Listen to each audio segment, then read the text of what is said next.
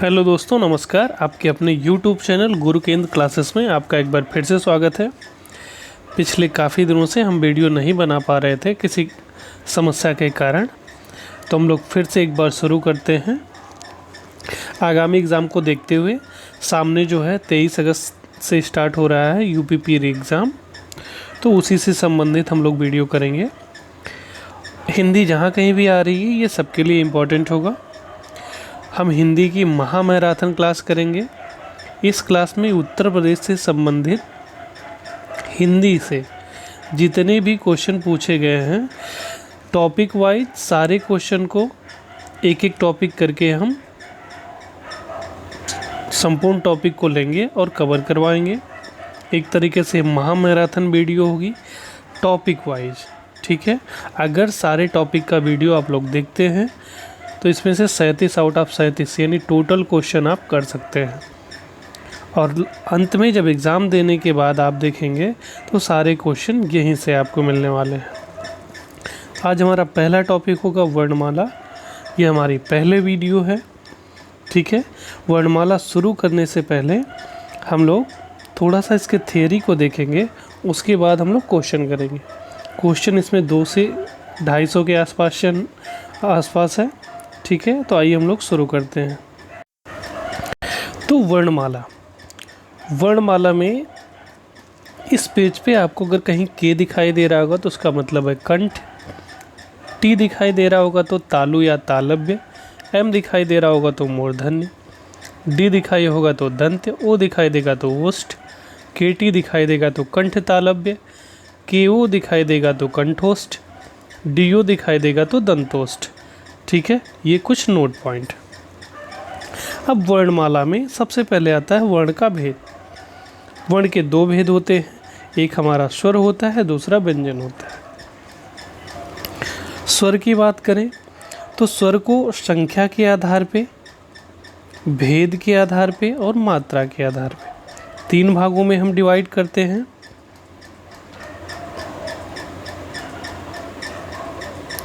ठीक है। अगर संख्या के आधार पे देखें तो स्वरों की संख्या कितनी होती है? 11 होती है। भेद के आधार पे देखें तो स्वरों की संख्या 3 होती है और मात्रा के आधार पे होते हैं 10, ठीक है। उसी तरीके से व्यंजन जो होता है, मूल स्वर जो होते हैं 33 होते हैं। व्यंजन में मूल स्वरों की संख्या कितनी होती है? 33 होती है। कुल संख्या व्यंजन की कितनी होती है?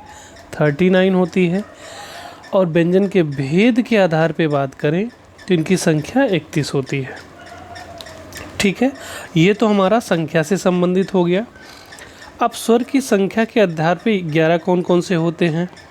आ, ई, उ, री, ए, ओ, औ, ठीक है। भेद के आधार पे हर्ष स्वर कहते हैं हम, दीर्घ स्वर कहते हैं और प्लुत स्वर कहते हैं। मात्रा के आधार पे सारे स्वरों की तो मात्राएं होती हैं, लेकिन जो आ होता है इसकी कोई मात्रा नहीं होती है। क्वेश्चन ये भी पूछा जाता है ऐसा कौन सा स्वर होता है जिसकी मात्रा नहीं होती है? तो वो क्या होता है? आ होता है जिसकी मात्रा नहीं होती है।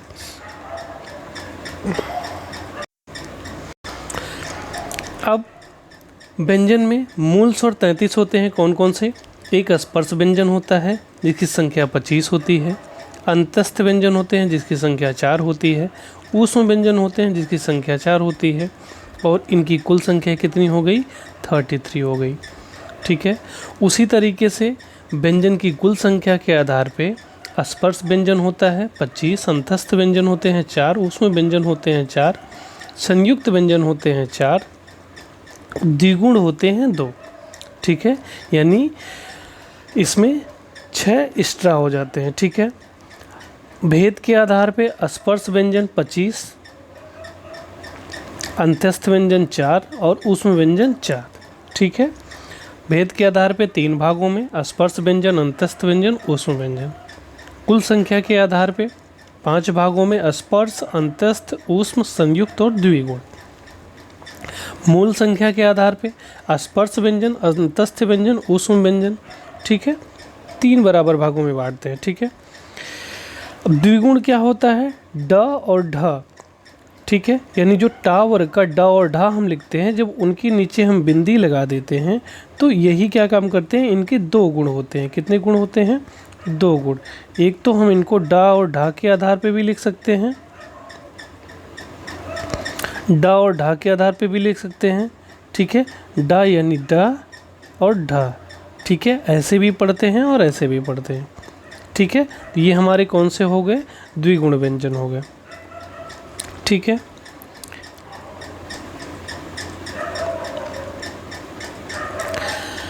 स्वर की बात करें तो स्वर में ई और बड़ी ई और री, ये तीन जो होते हैं ये हमारे स्त्रीलिंग होते हैं। क्या होते हैं, स्त्रीलिंग होते हैं।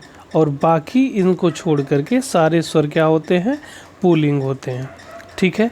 अब वर्णमाला में कुल वर्णों की संख्या जो होती है 52 होती है, ठीक है। स्वर और व्यंजन दो भागों में बताए ही हैं, अभी बांटा गया है, ठीक है। स्वर को हम लोग अच कहते हैं और व्यंजन को हल कहते हैं, ठीक है। वर्णमाला को दो भागों में स्वर और व्यंजन, स्वर को हम लोग अच कहते हैं और व्यंजन को हम लोग हल कहते हैं, ठीक है। आगे चलते हैं। स्वर में हस्व स्वर चार होते हैं। कौन कौन से, आ, ई, उ और री, ठीक है। इन्हीं को हम लोग मूल स्वर के नाम से भी जानते हैं। हस्व स्वर मूल स्वर एक होते हैं, इनकी संख्या चार होती है, आ, ई, उ और रे। दीर्घ स्वर की बात करें तो दीर्घ स्वर की संख्या कितनी होती है, 7 होती है। बड़ा आ, बड़ी ई, बड़ा उ, ए, ओ और औ, ठीक है। दीर्घ स्वर को ही हम लोग गुरु कहते हैं और संधि स्वर, ठीक है। गुरु स्वर कहेंगे तब भी हम लोग आ, ई, उ, ए, ओ, औ की बात करेंगे। संधि स्वर कहेंगे तब भी हम इन्हीं की बात करेंगे, ठीक है। तीसरा है हमारा प्लुत स्वर। प्लुत स्वर की संख्या कितनी होती है, 1 होती है, ठीक है। दीर्घ स्वर से भी ज़्यादा समय जिसमें लगे, ठीक है, उसमें हम लोग क्या, उसमें कौन से स्वर का यूज करते हैं, प्लुत स्वर का यूज करते हैं, ठीक है। अब दीर्घ स्वर को भी दो भागों में डिवाइड किया गया है। एक तो मूल स्वर, मूल दीर्घ स्वर, और दूसरा संयुक्त स्वर, ठीक है ना। यानी एक तो सेम तरीके से जो मिलाकर के बने उन्हें मूल दीर्घ स्वर कहते हैं, और जो विजातीय लोगों को मिलाकर के बने उन्हें संयुक्त बोलते हैं। जैसे आ, धन आ करेंगे तो हमारा आ बनेगा, ठीक है ना। यानी मूल स्वर को ही मिला करके जब हम बना रहे हैं तो हमारा आ बन रहा है, ठीक है। उसी तरीके से ई का होता है, उसी तरीके से ऊ का होता है, ठीक है। संयुक्त स्वर, संयुक्त स्वर में हमारे ए होते हैं, ऐ होते हैं, ओ होते हैं और औ होते हैं। 4 ये हो गए, ठीक है।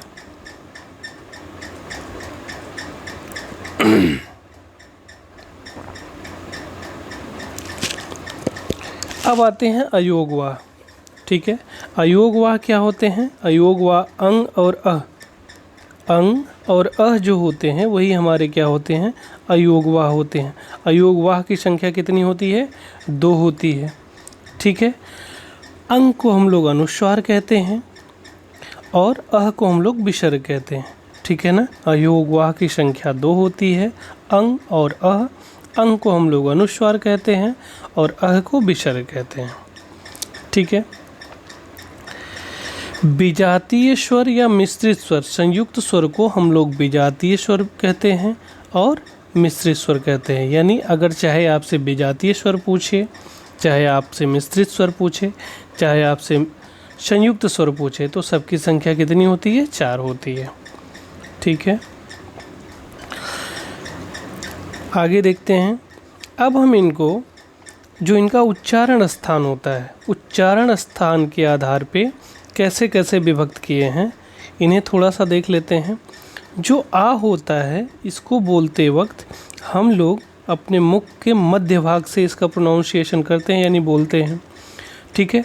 बड़ा को हम लोग विवृत स्वर कहते हैं, ठीक है। और इसको बोलते समय हमारा क्या होता है, पश्च भाग का प्रयोग होता है। उसी तरीके से ई को हम लोग समृद्ध स्वर कहते हैं, बड़ी ई को भी समृद्ध स्वर कहते हैं, ऊ को भी समृद्ध स्वर कहते हैं और बड़े ऊ को भी समृद्ध स्वर कहते हैं। ठीक है। ई और बड़ी ई को बोलने के लिए हम लोग अग्रभाग का यूज करते हैं। ऊ और ऊ को बोलने के लिए हम लोग पश्च भाग का यूज करते हैं। ठीक है। ए और ए को भी बोलने के लिए हम लोग अग्रभाग का ही प्रयोग करते हैं। ऊ और औ को बोलने के लिए हम लोग पश्च भाग का प्रयोग करते हैं। ठीक है। ए और ए जो होते हैं अर्ध समृद्ध स्वर होते हैं। अर्ध विवृत स्वर कौन कौन से होते हैं? आ, ए और औ अर्ध विवृत स्वर होते हैं। ठीक है। अब वृत्तमुखी स्वर कितने होते हैं? 4 होते हैं। ऊ, बड़ा ऊ और औ। ठीक है। आवृत्तमुखी कौन कौन से होते हैं? अ, बड़ा आ, ई, बड़ी ई, ए और ए। ये क्या होते हैं? हमारे आवृत्तमुखी होते हैं। इनकी संख्या कितनी होती है? 6 होती है। ठीक है। यानी ये तो हमारा हो गया स्वर के सारे भेद, कहाँ से बोला जाता है, विवृत क्या होता है, अर्ध विवृत क्या होता है, समृद्ध क्या होता है, ये सारी चीज़ें। अब हम यही सारी चीज़ें हम लोग किस में देखेंगे? व्यंजन में देखेंगे। ठीक है।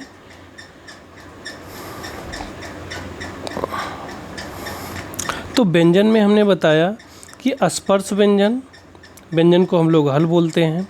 ठीक है। स्पर्श व्यंजन, वर्गीय व्यंजन, उदित व्यंजन। ठीक है ना। ये स्पर्श व्यंजन को ही हम लोग वर्गीय व्यंजन कहते हैं और उदित व्यंजन कहते हैं।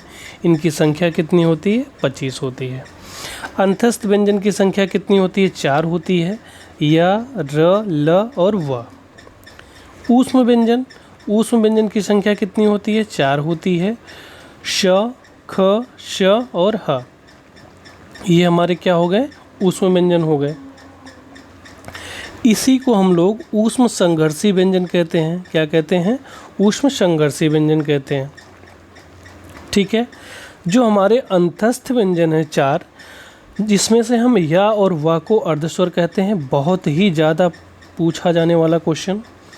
रा को प्रकंपित या लुंठित व्यंजन कहते हैं। रा को प्रकंपित या तो लुंठित व्यंजन कहते हैं। ला को हम लोग पार्श्विक व्यंजन कहते हैं। ठीक है। संयुक्त व्यंजन क्या होते हैं? संयुक्त व्यंजन यानी जो दो व्यंजन को मिला करके बने। यानी क्षत्रिय वाला छा की अगर बात करें तो क और सा से मिल करके बनता है। त्र की बात करें तो ता और रा से मिल करके बनता है। ज्ञा की बात करें तो जा और या से मिल करके बनता है। स्रा की बात करें तो शा और रा से मिल करके बनता है। ठीक है। आगे चलते हैं।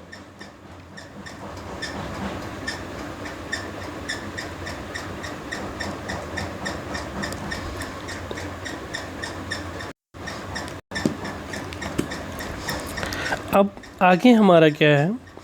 अब इनको जो इनका बोलने का स्थान है, ठीक है, उसके आधार पे जैसे जो का वर्ग होता है वो कंठ से बोला जाता है। आप याद कर सकते हैं के फॉर कंठ।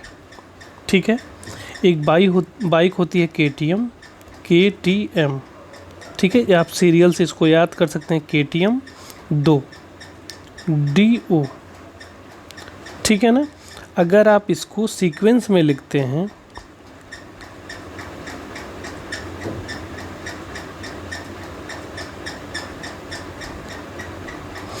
KTM 2 DO, ठीक है, तो ये हमारा जितने भी वर्ग होते हैं उनको बोलने का सीक्वेंस वाइज तरीका है।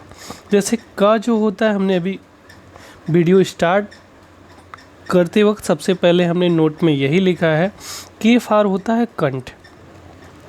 का वर्ग जो होता है वो हमारा कंठ से बोला जाता है। अब कंठ में क्या क्या होगा? क, ख, ग और घ और अंगा, यानी ये पांचों जो होते हैं हमारे कंठ से उच्चारण इनका होता है। इनके साथ साथ कंठ से उच्चारण हमारा अ, बड़ा, ह और अह का होता है। ठीक है। टी फॉर तालु। तालु चा वर्ग जो होता है तालु से बोला जाता है। च, छ, ज, झ, ञ। और तालु से कौन से स्वर बोले जाते हैं? ई, ई, ठीक है, और यस, या और श। यम फॉर मूर्धन्य यानी टा वर्ग जो होता है मूर्धन्य से बोला जाता है। ट, ठ, ड, ढ, अड़ा, ठीक है। री, रश, ठीक है ना, र और श। डी फॉर दंत जिसको हम लोग ता वर्ग दंत से बोला जाता है। त, थ, द, ध, न। ओ फॉर पा वर्ग ओष्ठ, प, फ, ब, भ, म यानी ओष्ठ का प्रयोग करते हुए पा वर्ग को बोलते हैं और उ और बड़े ऊ को बोलते हैं, ठीक है। दंत में हम लोग ल और सा को ऐड कर देते हैं, ठीक। अब इन्हीं में जो हमारे अल्प प्राण होते हैं, किसी भी वर्ग का पहला, तीसरा और पांचवा जो वर्ण होता है वो अल्प प्राण होता है, ठीक है। और अंतस्थ व्यंजन यानी अंतस्थ कौन कौन सा? अभी हम लोग ने देखा है ऊपर य, र, ल, व। अल्प प्राण में कौन कौन से व्यंजन आएंगे? किसी भी वर्ग का पहला, तीसरा, पांचवा और अंतस्थ व्यंजन यानी य, र, ल और व, ठीक है। उसी तरीके से महाप्राण में किसी भी वर्ग का दूसरा और चौथा, यानी दूसरा हमारा क्या है? ये खा हो गया, चौथा हमारा क्या है? घा हो गया। ये महाप्राण, अब यानी ये जितने भी हैं दूसरे और चौथे वर्ग के, ये सब किस में आने वाले हैं? हमारे महाप्राण में आने वाले हैं, ठीक है। और ऊष्म व्यंजन श, ख, श, ह यानी ये सब कहाँ आने वाले हैं? ये सब हमारे महाप्राण में आने वाले हैं। अगला होता है सघोष और अघोष। किसी भी वर्ग का पहला और दूसरा, ठीक है। श, ख, श और अ ये सारे व्यंजन हमारे अघोष होते हैं, ठीक है ना। स्वर में पूछता है कि कितने स्वर अघोष होते हैं, तो सिर्फ आ ही है जो अघोष स्वर होता है, बाकी सभी स्वर जो होते हैं सघोष होते हैं यानी घोष होते हैं, ठीक है। अब सघोष क्या होता है? सघोष किसी भी वर्ग का तीसरा, चौथा और पांचवा वर्ण, य, र, ल, व और सारे स्वर आ को छोड़ करके, ठीक है, ये सब क्या होते हैं? हमारे सघोष होते हैं, ठीक। तो ये रहा आपका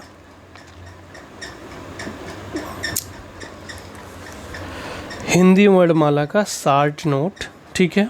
हाँ, यहाँ थोड़ा सा चीज़ें रह गई हैं, उसको हम फिर से करा देते हैं। आगत व्यंजन, ठीक है ना, यानी जो अरबी और फारसी से आया हुआ है उनको हम लोग आगत व्यंजन बोलते हैं। ज और फा यानी इनका ज़्यादातर यूज उर्दू में किया जाता है, उर्दू शब्द लिखने में किया जाता है, ठीक है। उच्चारण स्थान के आधार पर व जो होता है डी ओ यानी दंत ओष्ठ दोनों से मिला करके बोला जाता है, ठीक है। ओ और ओ के ओ कंठ ओष्ठ से बोला जाता है, ठीक है। तो ये सारी चीज़ें थोड़ा सा छोटी हुई थी। तो ये हमारा 60 नोट है हिंदी वर्णमाला का। अब हम लोग इसी के आधार पे क्वेश्चन को करेंगे। आइए चलते हैं क्वेश्चन की तरफ। क्वेश्चन नंबर 1, निम्नलिखित में से कौन सा वर्ण स्त्रीलिंग नहीं है? कौन सा वर्ण स्त्रीलिंग नहीं है? तो स्टार्टिंग में ही हमने बताया कि ई, बड़ी, री ये तीनों स्त्रीलिंग होते हैं, लेकिन ऊ हमारा स्त्रीलिंग नहीं होता है, इसलिए ऑप्शन नंबर डी, पहले का ऑप्शन नंबर डी। निम्नलिखित व्यंजनों में से कौन से व्यंजन का उच्चारण तालु से होता है? तालु, के टी एम यानी टी फॉर तालु, यानी दूसरे। चा वर्ग में कौन सा आता है? च, छ, ज, झ, इया, यानी दूसरे का आंसर नंबर क्या है? सी। क्वेश्चन नंबर 3, लुंठित ध्वनि है, ठीक है, लुंठित ध्वनि है, तो यहाँ पे लुंठित किसको बोलते हैं? ड़, ध, अंगा और र। तो लुंठित किसे बोलते हैं? अभी हमने आपको ऊपर बताया था, रा को हम लोग क्या बोलते हैं? लुंठित ध्वनि बोलते हैं। क्वेश्चन नंबर 4,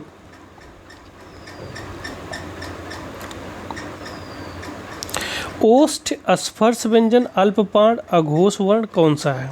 ठीक है, ओष्ठ भी हो, स्पर्श व्यंजन भी हो, अल्प प्राण भी हो, अघोष भी हो, अघोष वर्ण भी हो। ठीक है, तो एक एक देखते हैं। ओष्ठ, ओष्ठ की परिभाषा हमने क्या बताया था, यानी KTM2DO यानी लास्ट वाला वर्ग। लास्ट वाला वर्ग कौन सा, का वर्ग था, चा वर्ग था, टा वर्ग था, ता वर्ग था, पा वर्ग। यानी पा वर्ग के अंतर्गत जो भी चीज़ें आएंगी वो ओष्ठ से बोली जाएंगी। तो दा भी गलत हो गया हमारा, दा भी गलत, 2 ऑप्शन खत्म हो गए। ठीक है, स्पर्श व्यंजन, स्पर्श व्यंजन यानी जितने भी वर्ग होते हैं सारे स्पर्श व्यंजन में आते हैं, तो यानी सेम ऑप्शन। ठीक है, अभी ये दोनों हमारे हैं ओष्ठ से बोले जाने वाले।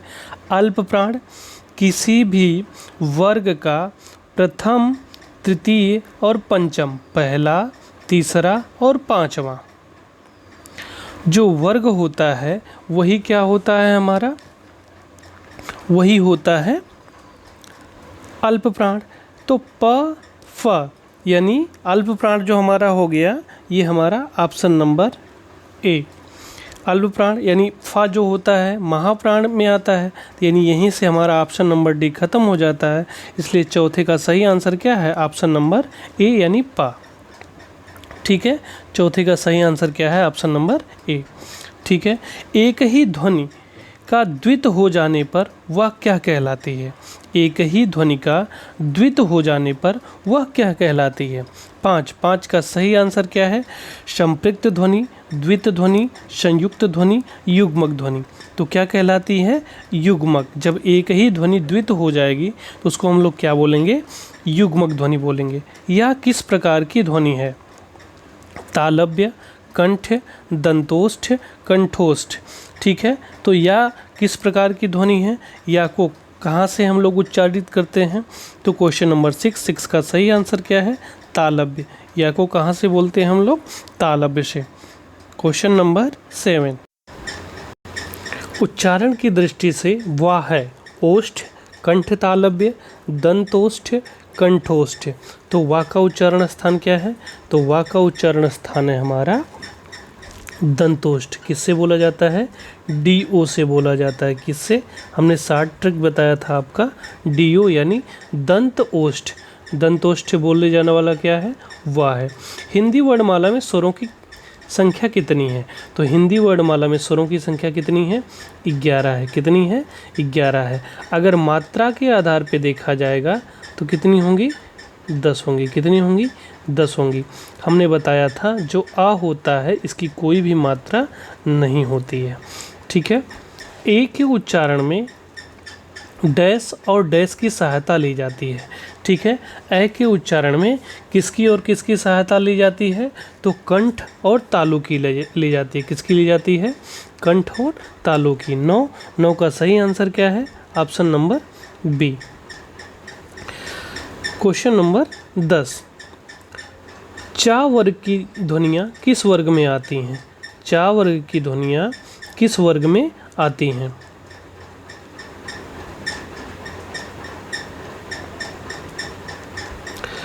दंत्य, वत्सर्य वर्ण, कंठ, तालव्य।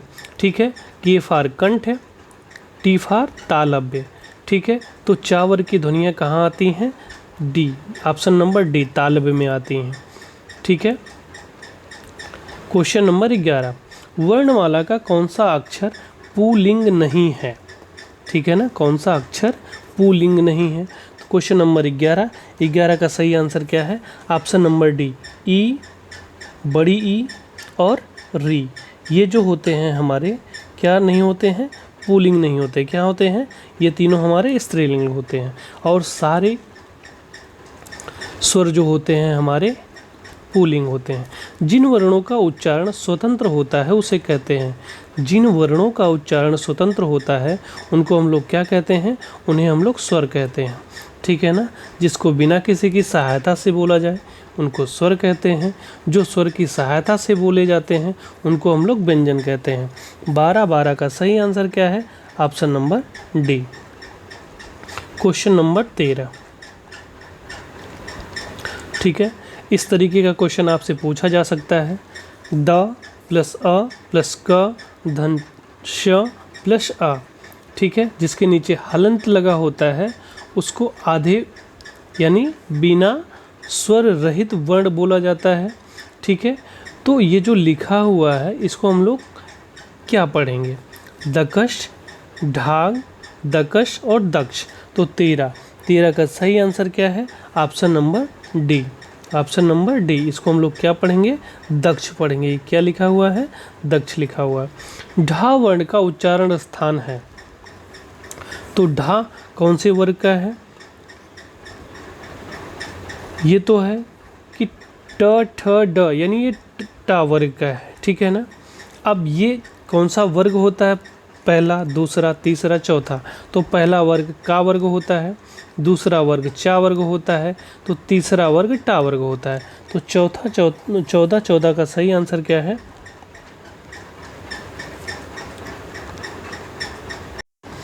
ठीक है। तो ट ठ ड ढ, तो कौन स्थान है? चौथा स्थान है। तो टा वर्ग का चौथा, यानी क्वेश्चन नंबर 14 का सही आंसर क्या है? ए। लिपि चिन्हों के क्रमबद्ध समूह को क्या कहते हैं? लिपि चिन्हों के क्रमबद्ध समूह को हम लोग क्या कहते हैं? तो इन्हें हम लोग क्या कहते हैं? वर्णमाला कहते हैं। क्या कहते हैं? वर्णमाला कहते हैं। क्वेश्चन नंबर 16,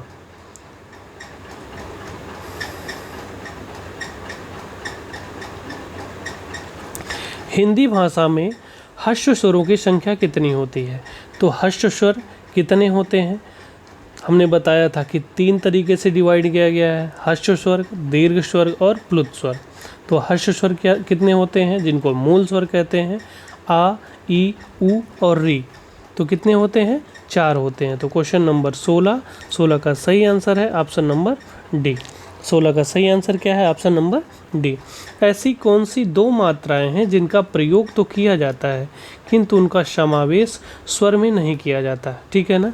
जिनको हम लोग अयो वाह बोलते हैं, ठीक है।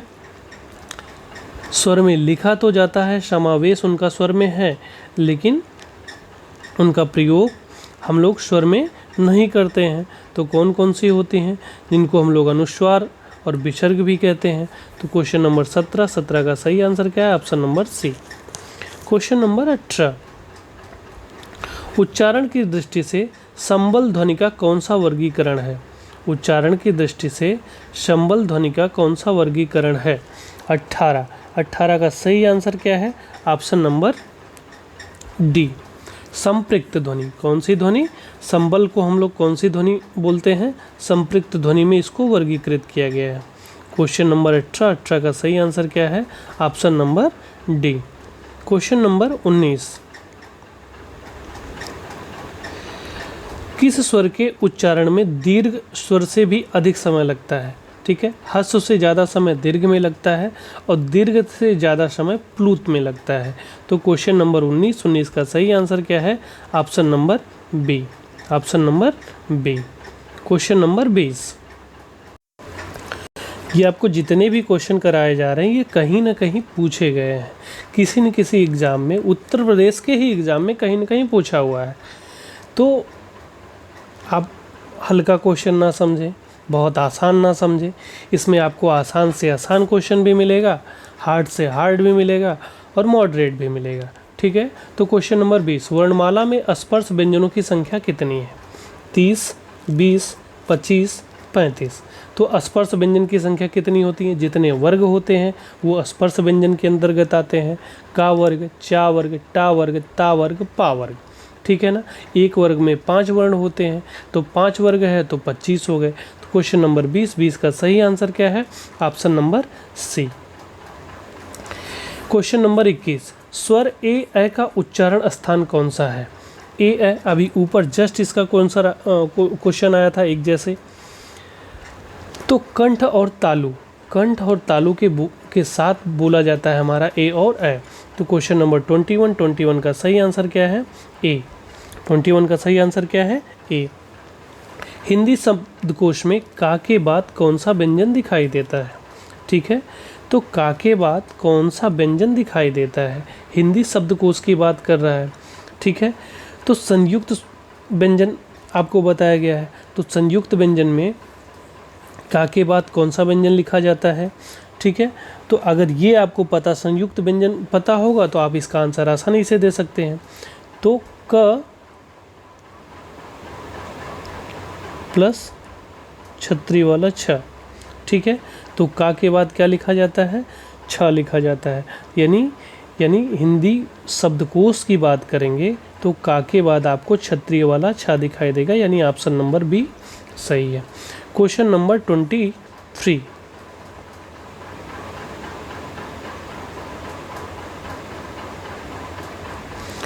भाषा की सार्थक लघुत्तम इकाई किसे माना जाता है। मात्रा को, शब्द को, अर्थ को, वर्ण को। तो भाषा की सार्थक लघुत्तम इकाई किसे मानते हैं।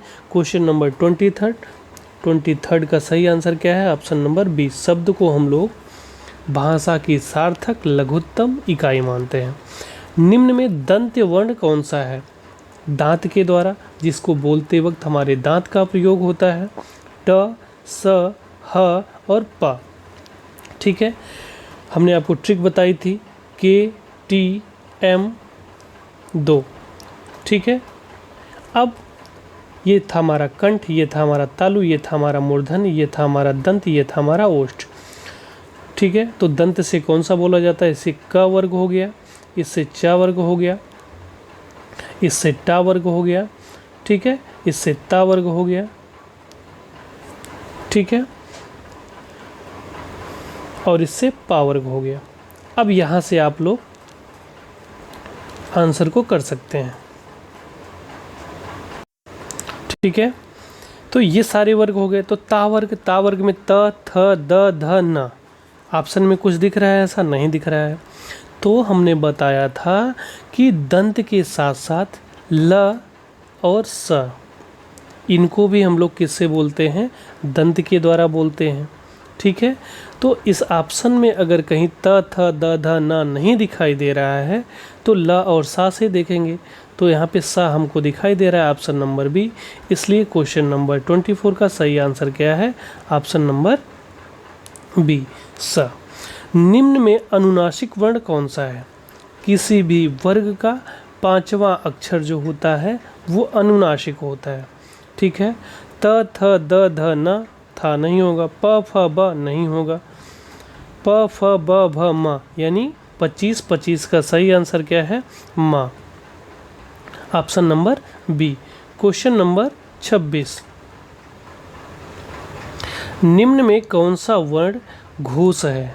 ठीक है, कौन सा वर्ण घोष है, यानी सघोष और घोष की बात कर रहा है। हमने आपको पहचान बताया था, किसी भी वर्ग का तीसरा, चौथा और पांचवा। किसी भी वर्ग का तीसरा, चौथा और पांचवा जो वर्ण होता है वो हमारा घोष होता है या सघोष होता है। घोष और सघोष दोनों एक ही है। ठीक है, इसके अलावा हमने क्या बताया था, अंत्यस्थ य, र, ल और व, य, र, ल और व, ये भी हमारे क्या होते हैं, सघोष होते हैं, घोष होते हैं। हमने स्वर में भी बताया था, सिर्फ आ को छोड़ करके जितने भी स्वर होते हैं सारे सघोष होते हैं। ठीक है, तो चलिए हम लोग ऑप्शन पे देखते हैं। क, ख, ग, यानी ये हमारा तीसरा, क वर्ग का तीसरा है। ठीक है, यानी ऑप्शन में हमारा पहला ही मिल जा रहा है, तो इसलिए हमारा क्या है, ऑप्शन नंबर ए सही है। चेक कर लेते हैं बी, चा, हमारा किसी भी वर्ग का पहला वर्ण सघोष नहीं होता है, कट गया। ये भी पहला का वर्ग का पहला वर्ण हो गया, ये भी कट गया। दूसरा वर्ण भी नहीं होता, इसलिए सी भी कट गया। तो क्वेश्चन नंबर 26 का सही आंसर क्या है, ऑप्शन नंबर ए यानी ग। ल और सा का उच्चारण किस स्थान से होता है।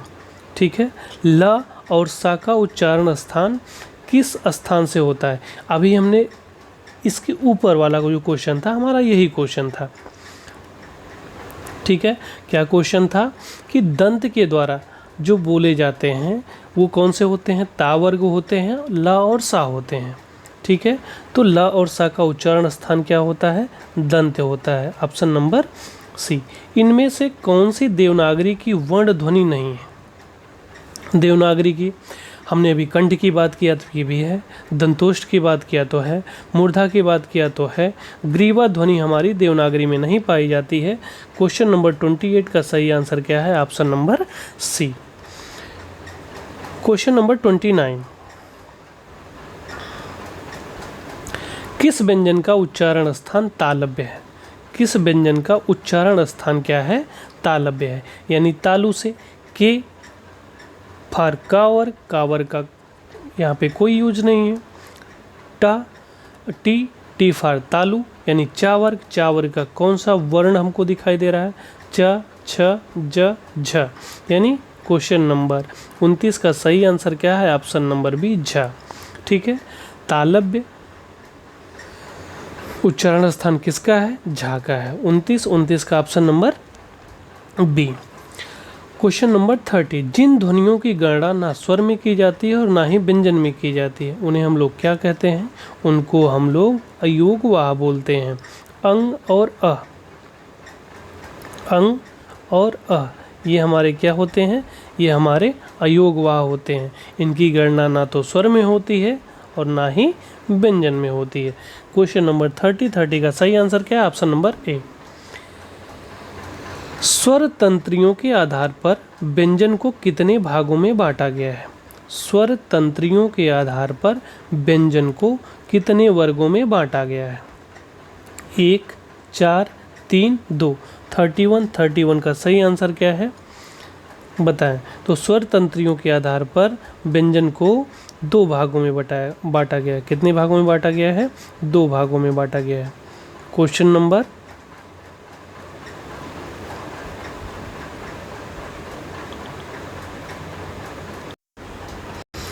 नंबर 32, प्रत्येक शब्द की वर्तनी के सभी वर्णों को उसी क्रम में अलग अलग दिखाना क्या कहलाता है?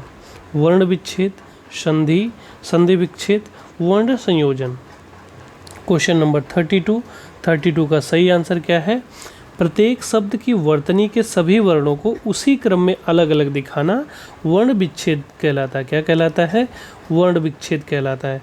क्वेश्चन नंबर 32 का सही आंसर क्या है? Option number A. स्वरों का उच्चारण अनुनासिक की सहायता से होता है, बिना किसी की सहायता से होता है, व्यंजनों की सहायता से होता है, अनुस्वार की सहायता से होता है। तो क्वेश्चन नंबर 33 का सही आंसर क्या है? स्वर जो होता है बिना किसी के सहायता से बोला जाता है, यानी अर्थात ऑप्शन नंबर बी सही है। व्यंजन को हम लोग स्वरों की सहायता से बोलते हैं। क्वेश्चन नंबर 34, निम्न में कौन सा शब्द स्वर का वर्गीकरण नहीं है? ह्रस्व, द्वित, प्लुत, संयुक्त। ठीक है ना, स्वर का वर्गीकरण। ठीक है ना, तो स्वर में हमारे जो होते हैं ह्रस्व स्वर पाए जाते हैं, दीर्घ स्वर पाए जाते हैं, ठीक है, और प्लुत स्वर पाए जाते हैं।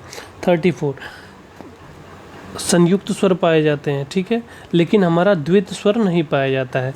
द्वित स्वर हमारे किस में होते हैं? व्यंजन में होते हैं। ठीक है, जैसा कि हमने बताया था, जो हमारा टा वर्ग होता है, ड और ढ। ठीक है, अगर हम इसको टा वर्ग में लिखते हैं तो डा और ढा में लिखते हैं, लेकिन जब इनके पास द्वित की संज्ञा होती है तो यहाँ पे हम लोग बिंदी लगा देते हैं। ठीक है, तो क्वेश्चन नंबर 34 का सही आंसर क्या है? Option number B. निम्न में से कौन सा शब्द प्रत्यय और उच्चारण के आधार पर व्यंजन का वर्गीकरण नहीं है? इसमें से व्यंजन का वर्गीकरण नहीं है। ऊष्म, उच्छिप्त, पार्श्विक, सघोष। ठीक है ना, व्यंजन में हमारे ऊष्म भी पाए जाते हैं। ठीक है, सघोष, अघोष ये भी पाए जाते हैं। पार्श्विक और उच्छिप्त, ठीक है ना, पार्श्विक भी पाए जाते हैं। पार्श्विक कौन सा होता है? ला जो होता है पार्श्विक होता है। ठीक है ना, लेकिन उत्क्षिप्त नहीं पाया जाता है। क्या नहीं पाया जाता है? उत्क्षिप्त नहीं पाया जाता है। सॉरी, इस क्वेश्चन में क्वेश्चन का जो तात्पर्य प्रयत्न और उच्चारण के आधार पर, ठीक है ना, प्रयत्न और उच्चारण के आधार पे ऊष्म, उच्छिप्त, पार्श्विक और सघोष। ठीक है ना, तो हम जब बोलने में प्रयत्न करते हैं तो उस टाइम जो प्रयत्न के आधार पे बात किया जा रहा है, तो ना प्रयत्न के आधार पे हम उच्छित व्यंजन नहीं बोलते हैं, ना ही ऊर्ध्व व्यंजन बोलते हैं, ना ही पार्श्विक, ठीक है ना। सघोष और अघोष जो होता है इनको प्रयत्न के आधार पे बोलते हैं, ठीक है। सघोष क्या होता है और अघोष क्या होता है, यानी किसी वर्ग का पहला और दूसरा अघोष होता है और तीसरा चौथा पांचवा क्या होता है, सघोष, यानी इसमें हम लोग प्रयत्न का यूज करते हैं। तो क्वेश्चन नंबर 35 का सही आंसर क्या होगा, ऑप्शन नंबर डी, सघोष जो होता है वो प्रयत्न के आधार पे और उच्चारण के आधार पे क्या किया जाता है, इनका वर्गीकरण नहीं किया गया है, और सभी का इसमें ऊष्म का, उच्छिप्त का, पार्श्विक का किसके साथ, प्रयत्न और उच्चारण के आधार पर वर्गीकरण किया गया है, ठीक है। क्वेश्चन नंबर 36, जिन स्वरों के उच्चारण में 2 मात्रा का समय लगता है या ह्रस्व से 2 गुना समय लगता है उनको हम लोग क्या कहते हैं, ठीक है। 36 का सही आंसर क्या है, हमने बोला था ह्रस्व से ज़्यादा समय जिसमें लगे गुरु कहते हैं और गुरु से ज़्यादा समय जिसमें लगे उसको प्लुत कहते हैं। तो क्वेश्चन नंबर 36 का सही आंसर क्या है, option number D, option number D, यानी इसका आंसर कौन सा है, गुरु, ऑप्शन नंबर डी यानी गुरु। क्वेश्चन नंबर 37, जिन व्यंजन ध्वनि के उच्चारण के समय स्वर तंत्री में कंपन होता है उस उच्चारण स्थान के आधार पर ध्वनियों के वर्गीकरण में उसका क्या स्थान है, यानी जिन व्यंजन ध्वनि के उच्चारण समय में स्वर तंत्रियों में कंपन होता है, ठीक है, यानी वाइब्रेशन होता है, तो उनका स्थान, बोलने का स्थान कौन सा है। 37 का सही आंसर क्या है, ऑप्शन नंबर बी, यानी जो काकल्य ध्वनियाँ होती हैं उनको बोलते वक्त क्या होता है, वाइब्रेशन होता है। क्वेश्चन नंबर 37 का सही आंसर क्या है, option number B. Question number 38, वर्णों के व्यवस्थित समूह को क्या कहा जाता है, वर्णमाला, शब्द भंडार, वर्ण समूह, इनमें से कोई नहीं। तो वर्णों के व्यवस्थित समूह को क्या कहते हैं, वर्णमाला कहते हैं। क्वेश्चन नंबर 38 का सही आंसर क्या है, ऑप्शन नंबर ए। क्षत्रिय का वर्ण किन 2 वर्णों के मेल से बनता है, ठीक है। 39 का सही आंसर क्या है, तो क्षत्रिय वाला छ किन 2 वर्णों के मेल से बनता है। 39 का सही आंसर क्या है, क और श किससे मिलकर के बनता है, क और सा से मिलकर के बनता है, ऑप्शन नंबर बी। कहाँ दिख रहा है, ऑप्शन नंबर बी में। निम्न में से संयुक्त स्वर कौन सा है, संयुक्त स्वर को हम लोग बोले थे, इनकी संख्या कितनी होती है, 4 होती है। इन्हीं को हम लोग विजातीय स्वर कहते हैं, इन्हीं को हम लोग मिश्रित स्वर कहते हैं, ठीक है। कौन कौन से होते हैं, ए, कौन कौन से होते हैं संयुक्त स्वर, ए होते हैं, ए, ओ और औ, यही हमारे क्या होते हैं, 4 संयुक्त स्वर होते हैं। इन्हीं को विजातीय स्वर बोलते हैं, इन्हीं को मिश्रित स्वर बोलते हैं। ऑप्शन में देखते हैं कौन सा है, तो क्वेश्चन नंबर 40 का सही आंसर क्या है, option number C, option number C. Question number 41, स्पर्श व्यंजन, कंठ ध्वनि, अघोष और महाप्राण ध्वनि है, यानी एक साथ 4 कॉन्सेप्ट आपका जब तक नहीं पूरा होगा तब तक इस क्वेश्चन को नहीं कर सकते हैं। सबसे पहला चेक करते हैं कंठ, तो कंठ ध्वनि हमने बताया था कि, ठीक है, तो यहाँ कंठ कौन से, क, ख, ये भी है, ग भी है, यानी चारों यहाँ से कंठ से बोलनी जाने वाली है। स्पर्श व्यंजन, जितने भी वर्ग होते हैं स्पर्श होते हैं, यानी का वर्ग, चा वर्ग, टा वर्ग, ता वर्ग, पा वर्ग, तो क्लियर हुआ। अघोष क्या होता था, किसी भी वर्ग का पहला और दूसरा, ठीक है, पहला और दूसरा क्या होता था, अघोष होता था, ठीक है। तो पहला यानी ये हो गया और दूसरा ये हो गया, यानी ये ऑप्शन ख़त्म हो गया, ठीक है। अघोष भी क्लियर। महाप्राण, किसी भी वर्ग का दूसरा और चौथा, यानी दूसरा, यानी ये का वर्ग का पहला है इसलिए ये भी खत्म। क्वेश्चन नंबर 41 का सही आंसर क्या है, ऑप्शन नंबर ए यानी ख। ये हमारा क्या है, स्पर्श व्यंजन भी है, कंठ ध्वनि भी है, अघोष भी है और महाप्राण भी है। क्वेश्चन नंबर 42, कंठ तालव्य कौन सा है? कंठ तालव्य कौन सा है? कंठ और तालु के द्वारा किसे बोला जाता है? बहुत ज़्यादा ये क्वेश्चन पूछा जाता है, या तो इसको रट लें, समझ लें, जो मन में आए वो कर लें। ए और ए ऐसी ध्वनियाँ हैं जिनको कंठ और तालु से बोला जाता है। किससे बोला जाता है? कंठ और तालु से बोला जाता है। क्वेश्चन नंबर 43,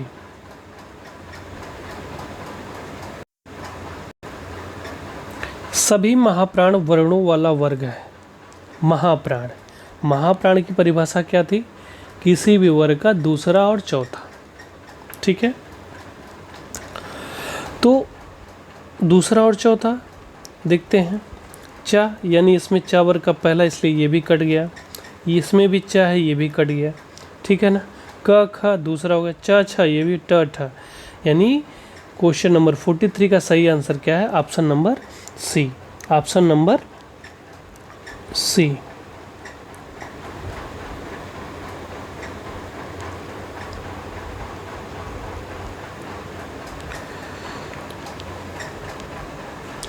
क्वेश्चन नंबर 44, जब एक ध्वनि का द्वित हो जाए तब वह क्या कहलाता है?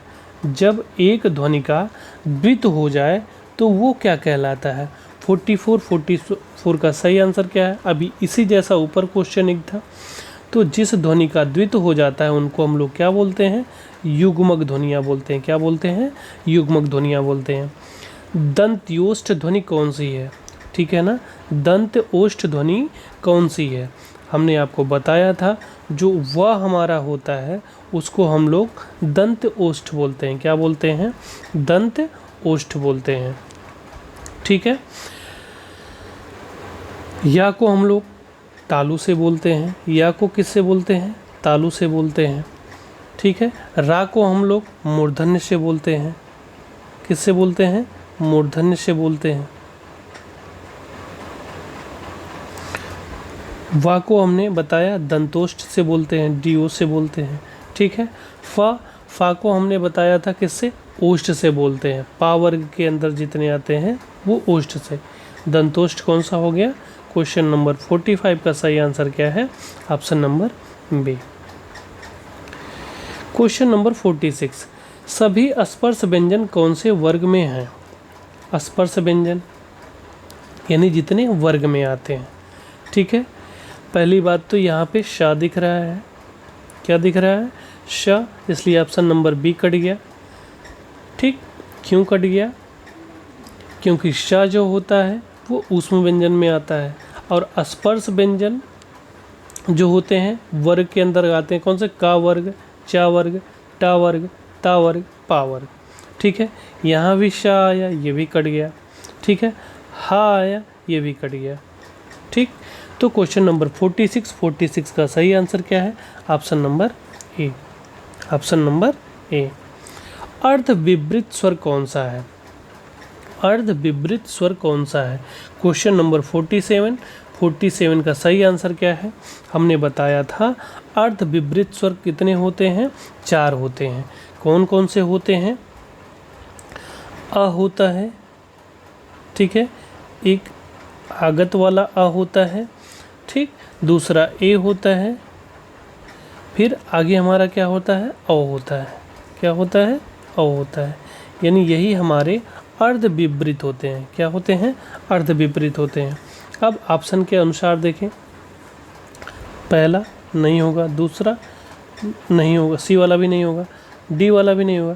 क्वेश्चन नंबर 47 का सही आंसर क्या है? Option number B. जिनकी ध्वनि केवल मुख से निकलती है वे क्या कहलाते हैं? वृत्ताकार स्वर कहलाते हैं, निर्नुनासिक स्वर कहलाते हैं, समृद्ध स्वर कहलाते हैं, अनुनासिक स्वर कहलाते हैं। यानी जिनकी ध्वनि केवल मुख से निकलती है। 48 का सही आंसर क्या है? Option number B. उनको हम लोग क्या बोलते हैं? निर्नुनासिक स्वर कहते हैं। क्या बोलते हैं? निर्नुनासिक स्वर बोलते हैं। क्वेश्चन नंबर 49, अंतस्थ और ऊष्म वर्ण कितने होते हैं? ठीक है। अंतस्थ और ऊष्म वर्ण कितने होते हैं?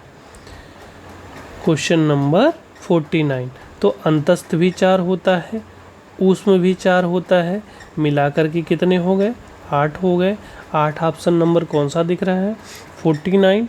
49 का सही आंसर क्या है? Option number C. रा का विवरण है, ठीक है। यानी अब रा के बारे में आपको अगर सारी जानकारी होगी या तो एक भी जानकारी हो तब भी आप इससे कर सकते हैं। रा को हम लोग बोलते क्या है? ठीक है, रा को हम लोग कौन सी ध्वनि से उच्चारित करते हैं? तो ला को हम लोग प्रकंपित बोलते हैं या तो लुंठित बोलते हैं, ठीक है ना। तो प्रकंपित कहीं यहाँ दिख नहीं रहा है, हमको पहला ही ऑप्शन लुंठित दिख रहा है, इसलिए 50-50 का सही आंसर क्या है? Option number A. रा को वतर्श, लुंठित, सघोष, अल्प प्राण व्यंजन की संज्ञा दी गई है, ठीक है। Question number 51। काकल्य वर्ण कौन सा है? काकल्य वर्ण कौन सा है? अभी हमने काकल्य वर्ण की बात किया था। क्वेश्चन नंबर 51 का सही आंसर क्या है? हा। काकल्य वर्ण कौन कौन से हैं? हमारा हा। हा को हम लोग क्या बोलते हैं? काकल्य वर्ण बोलते हैं। क्वेश्चन नंबर 51 का सही आंसर क्या है? Option number C. Option number C. Question number 52। य का उच्चारण स्थान है तालु, मूर्धा, दांत, ओष्ठ, ठीक है। हमने यस बताया था। एस मतलब कहाँ था? तालु में था, यानी चा वर्ग के अंतर्गत आता था, ठीक है। तो तालु। क्वेश्चन नंबर 52 का सही आंसर क्या है? Option number A. निम्नलिखित में से कौन से व्यंजन महाप्राण है? महाप्राण कौन से होते थे? वे व्यंजन जो वर्ग में दूसरे और चौथे स्थान पे आ रहे होते हैं, और ऊष्म व्यंजन, ठीक है। ता पहले स्थान पे आता है, इसलिए कट गया, ठीक है। यह जो होता है हमारा अंतस्थ होता है, इसलिए ये कट गया, ठीक है। ऊष्म व्यंजन, ठीक है। तो स, ख, श, ह, यानी ये हमारे ऊष्म व्यंजन हैं और यही हमारे क्या होते हैं? महाप्राण होते हैं, ठीक है। तो क्वेश्चन नंबर 53 यानी 53 का सही आंसर क्या है? Option number D. Question number 54। स्पर्श, दंत, अघोष और महाप्राण वर्ण कौन सा है? स्पर्श, दंत, अघोष और महाप्राण, ठीक है। 54 का सही आंसर क्या है? भ, फ, थ और छ, ठीक है। तो 54 का सही आंसर क्या है? इसमें कौन सा महाप्राण भी है, अघोष भी है, दंत भी है और स्पर्श है? तो स्पर्श व्यंजन जो वर्ग के अंतर्गत आएंगे, तो यानी इसमें सभी वर्ग के अंतर्गत आ रहे हैं। दंत, दंत का मतलब KTM2, ठीक है। कौन सा वर्ग? ता वर्ग। ता वर्ग के अंदर कौन सा है? त, था, यानी था है, ठीक है। और इसमें कोई है? यहीं से हमारा आंसर क्लियर हो गया, यानी क्वेश्चन नंबर 54 का सही आंसर क्या है? Option number B. Option number B. केवल मुंह से बोले जाने वाले सस्वर वर्णों को क्या कहते हैं? केवल मुंह से बोले जाने वाले सस्वर वर्णों को क्या कहते हैं? विसर्ग, अनुस्वार, अनुनासिक, निर्नुनासिक, ठीक है। तो क्या बोलते हैं उनको? हम लोग निर्नुनासिक बोलते हैं। Option number D, question number 55 का। Question number 56। निम्नलिखित में से व्यंजन तालव्य व्यंजन कहलाते हैं, यानी तालु के द्वारा कौन सा? की यानी कंठ, कंठ से का वर्ग बोला जाता है। टी फॉर तालु, तालु से चा वर्ग बोला जाता है। च, छ, ज, झ। क्वेश्चन नंबर 56 का सही आंसर क्या है? Option number B. Question number 57।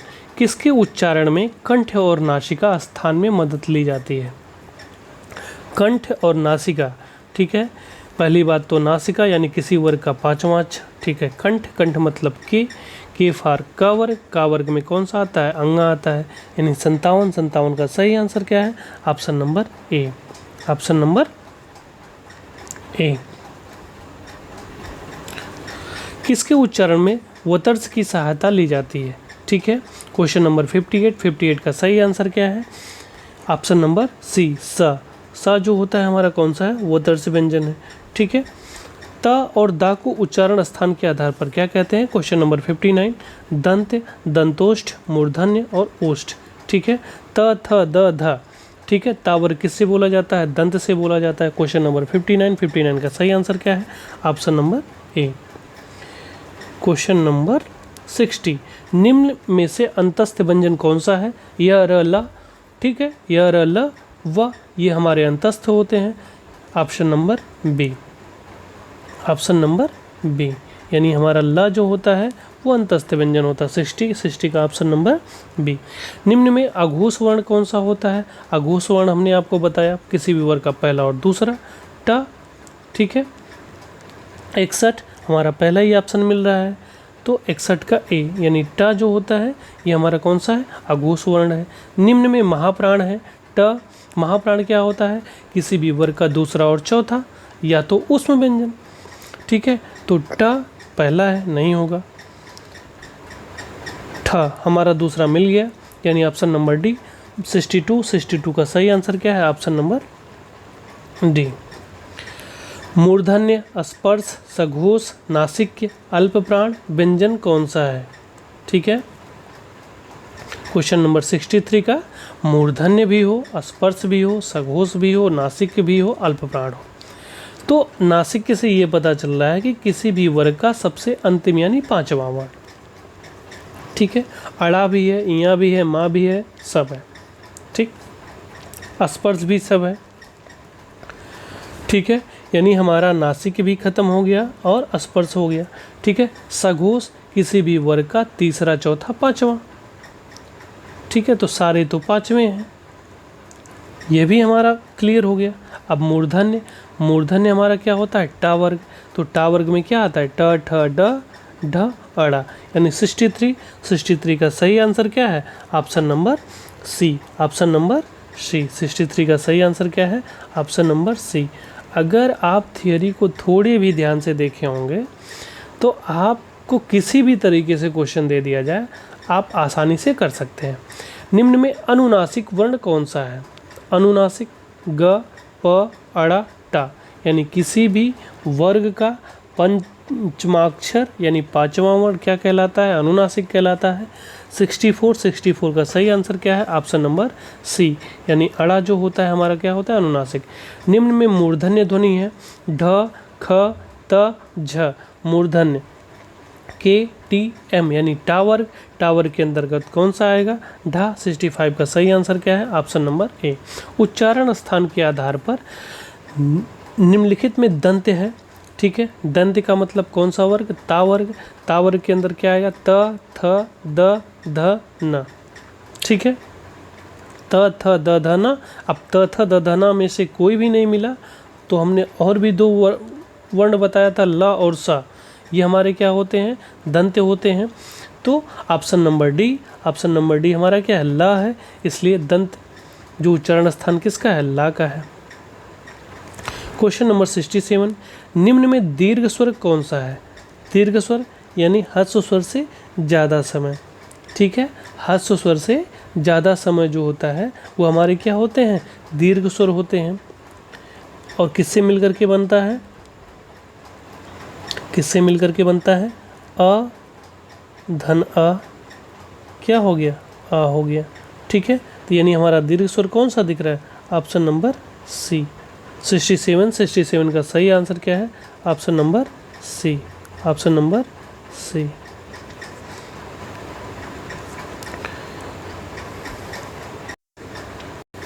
Question number 68, हा का उच्चारण स्थान है। हा का उच्चारण स्थान है कंठ, ओठ, तालु और दंत। तो हा का उच्चारण स्थान क्या है? हमारा कंठ है। Option number A. अंतस्थ व्यंजन कौन से हैं? य, र, ल व ऑप्शन नंबर बी। कौन से वर्ग के सभी व्यंजन अल्पप्राण हैं? अल्पप्राण पहला, तीसरा, पांचवा और अंतस्थ अल्पप्राण कौन से हैं? 70 का सही आंसर क्या है? ऑप्शन नंबर बी, क, च, त।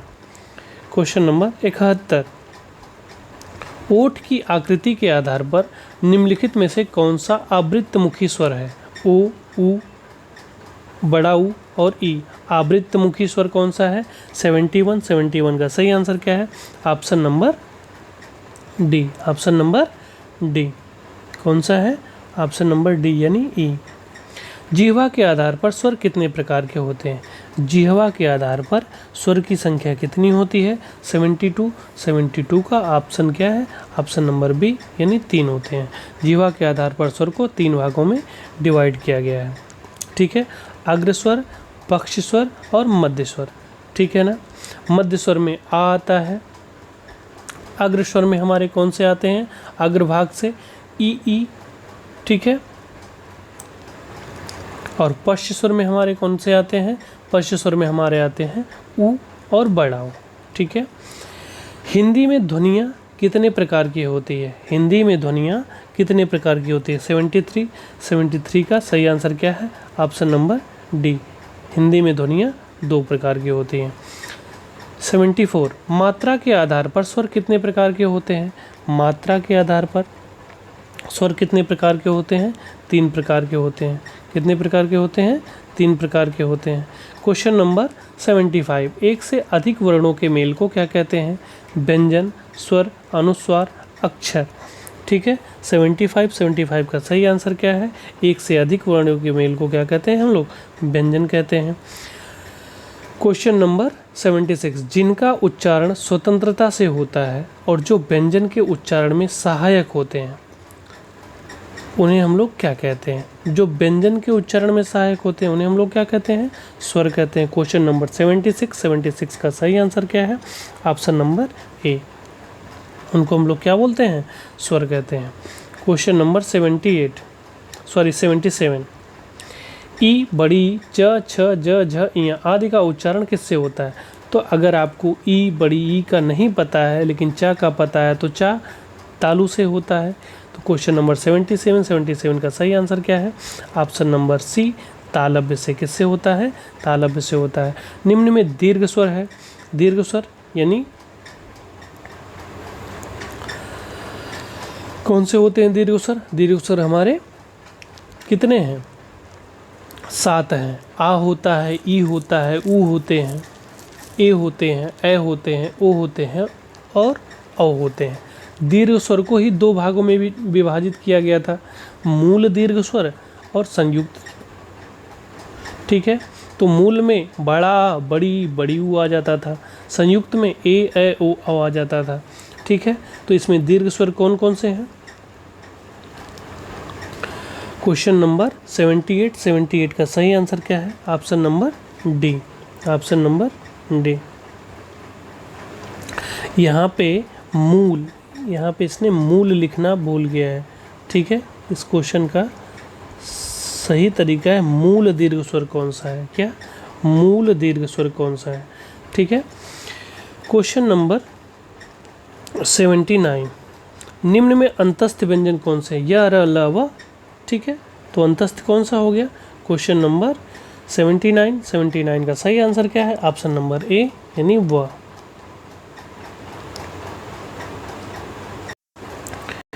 क्वेश्चन नंबर 80, निम्न में अल्प प्राण व्यंजन कौन सा है? अल्प प्राण की परिभाषा हमने आपको बताया है। क्या होता है? किसी भी वर्ग का पहला, तीसरा, पांचवा वर्ण और अंतस्थ। ठीक है, तो उसके अनुसार देखेंगे तो क्वेश्चन नंबर 80 का सही आंसर क्या है? ऑप्शन नंबर सी, गा जो है ये हमारा क्या है? अल्प प्राण व्यंजन है। निम्न में घोष वर्ण कौन सा है? घोष वर्ण की परिभाषा हमने बताया है, किसी भी वर्ग का तीसरा, चौथा, पांचवा, अंतस्थ और सारे स्वर को आ को हटा करके जितने भी स्वर हैं सारे सघोष होते हैं, घोष होते हैं। ठीक है, तो 81 का सही आंसर क्या है? ऑप्शन नंबर डी यानी ज हमारा क्या है? घोष वर्ण है। कौन सा है? घोष वर्ण है। निम्न में ओष्ठ वर्ण कौन सा है? उ, ई, आ और बड़ा। 82 का सही आंसर क्या है? ऑप्शन नंबर ए यानी ऊ जो है हमारा क्या है? ओष्ठ से उच्चारित किया जाता है। क्वेश्चन नंबर 83, वर्ण तालिका के अनुसार ह्रस्व, दीर्घ और प्लुत क्या है? ये स्वर है, व्यंजन है, मात्रा है, विसर्ग है। क्वेश्चन नंबर 83 का सही आंसर क्या है? Option number C. Option number C, ये सब हमारे क्या हैं? स्वर हैं। क्या है, स्वर है। निम्नलिखित भाषा में मूल ध्वनियों के लिए जो चिन्ह मान लिए गए हैं, जिस रूप में ये लिखे जाते हैं उन्हें डैश कहते हैं। उन्हें क्या कहते हैं, लिपि कहते हैं, ध्वनि कहते हैं, स्वर कहते हैं, व्यंजन कहते हैं। 84 का सही आंसर क्या है, यानी ये जो चिन्ह माने गए हैं ये जिस रूप में लिखे जाते हैं उनको हम लोग क्या बोलते हैं, लिपि बोलते हैं। क्या बोलते हैं, लिपि बोलते हैं। प, फ, ब, भ, म व्यंजन होते हैं, यानी प का उच्चारण स्थान आपको पता है क्या होता है, ओष्ठ होता है। तो यानी हमारा क्वेश्चन नंबर 85 का सही आंसर क्या है, option number C. Question number 86, दो व्यंजन जब एक साथ मिलते हैं तो क्या कहलाते हैं, अंतस्थ, महाप्राण, संयुक्त व्यंजन, अल्प प्राण। जब जो दो व्यंजन एक साथ मिलते हैं तो उन्हें क्या कहते हैं, 86 का सही आंसर क्या है, संयुक्त व्यंजन कहते हैं। क्या कहते हैं, संयुक्त व्यंजन कहते हैं। क्वेश्चन नंबर 87, निम्न में अघोष वर्ण कौन सा है, अघोष वर्ण किसी भी वर्ग का पहला, दूसरा और ऊष्म। ठीक है, 87 का सही आंसर क्या है, ऑप्शन नंबर बी, यानी हमारा क्या है, फ, प, फ। ठीक है, हमारा दूसरा आ गया। 88, निम्न में कंठ वर्ण कौन सा है, ई, बड़ी ई, अ और उ। कंठ से किसका उच्चारण होता है, कंठ से किसका उच्चारण होता है, तो अ, बड़ा अ, ह और अ। ठीक है ना, इनका उच्चारण कहाँ से होता है, कंठ से होता है। तो 88 का सही आंसर क्या है, option number C, option number C. 89, question number 89, निम्न में दीर्घ स्वर कौन सा है, ए, आ और ओ। दीर्घ स्वर कौन सा है, 89 का सही आंसर क्या है, ऑप्शन नंबर सी। हमारा दीर्घ स्वर कौन सा है, आ। क्या है, आ, ये हमारा क्या है, दीर्घ स्वर है। निम्न में महाप्राण व्यंजन कौन से हैं, भ, म, त, द। ठीक है ना, महाप्राण की परिभाषा हमने क्या किया था, किसी भी वर्ग का दूसरा और चौथा और ऊष्म व्यंजन। ठीक है, दूसरा हो जाता प, फ। ठीक है, ना ही दूसरा है, ब, भ। ठीक है ना, 90 का हमारा आंसर क्या है, ऑप्शन नंबर ए, भा ही हमारा क्या है, चौथा, पा वर्ग का चौथा। 91, निम्न में अंतस्थ व्यंजन कौन सा है, य, र, ल, व। 91 का क्या है, option number C. Question number 92, सघोष वर्ण कौन सा है, सघोष। सघोष की परिभाषा या घोष की परिभाषा किसी वर्ग का तीसरा, चौथा, पांचवा, या, रा, ला, व और सारे स्वर आ को छोड़ करके। ठीक है, 92 का सही आंसर क्या होगा, ऑप्शन नंबर सी।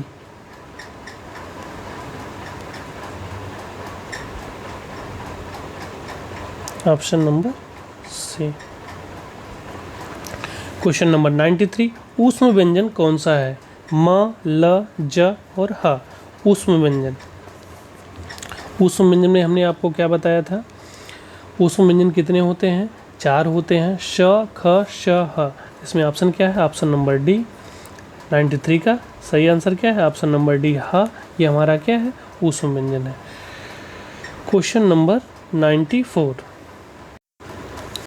निम्न में से कौन सा स्वर कंठ तालव्य है, किसको कंठ और तालु के द्वारा हम लोग क्या करते हैं, बोलते हैं। तो कंठ तालव्य हमारे कौन से हैं, ए और ऐ थे। बार बार ये क्वेश्चन पूछा जाता है। ठीक है, तो इसको इम्पोर्टेंट क्वेश्चन के तौर पे हम लोग देख लेते हैं। ठीक है, कंठ और तालु से बोलने वाले कौन से होते हैं, ए और ऐ होते हैं। ऑप्शन नंबर ए, 94 का ऑप्शन नंबर ए। ठीक है, जिन स्वरों के उच्चारण में नाक से हवा निकलती है उन्हें कहते हैं, जिन स्वरों के उच्चारण में हवा कहाँ से निकलती है, नाक से निकलती है, उनको हम लोग क्या कहते हैं, 95 का सही आंसर क्या है, अनुनासिक बोलते हैं। उनको हम लोग क्या बोलते हैं, अनुनासिक बोलते हैं। निम्न में से कौन सा अंतस्थ व्यंजन है, य, र, ल, यानी ऑप्शन नंबर डी, ला हमारा यहाँ पे मिल गया।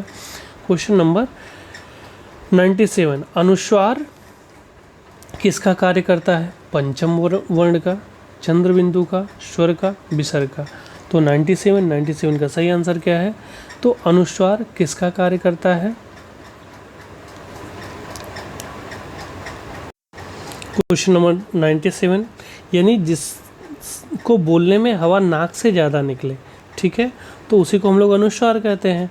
तो पंचम वर्ण जो होता है उसको बोलने में नाक से हवा ज़्यादा निकलती है, इसलिए क्वेश्चन नंबर 97 का क्या है, ऑप्शन नंबर ए। निम्नलिखित में से पार्श्विक ध्वनि कौन सी है, 98। तो पार्श्विक ध्वनि कौन सी होती है, ला होता है। तो 98 का सही आंसर क्या है, ऑप्शन नंबर सी। निम्नलिखित में से कौन सा वर्ण दंत्य नहीं है, कौन सा दंत्य नहीं है, ल, च, द, त, ठीक है ना, कौन सा दंत्य नहीं है, 99 का सही आंसर क्या है, ऑप्शन नंबर बी। यानी चा जो होता है वो हमारा दंत्य नहीं है, वो KTM तालु से बोला जाता है। Question number 100,